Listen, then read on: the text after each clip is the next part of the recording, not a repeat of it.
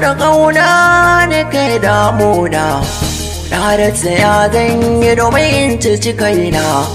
Na ganin ta farko sai na kama da so da ƙauna, in so ya hana ni barci sannan ta sai ya rufe idona.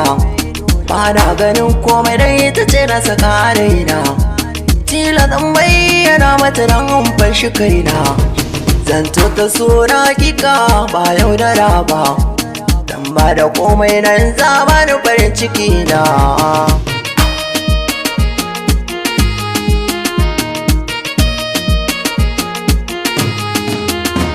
So in har ya kai so mu kira shi kauna, cikar burina na ga kiɗa kina, ki zama uwar yaya ne riba ce guna. Shi da boyin yaran sai tabbas sai dai mai shi, na samu fara mai kamar fakara don uwa ba da kala ba. Alkawarin da na yi miki ba zan karya ba, muradi na ke ce a zuciya ke ɗaya ce.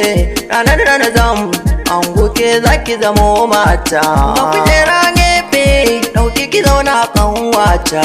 Kimin da kalaman so a zuciya so ya darso, ina son ki kuma ba zan canja alaƙar ba.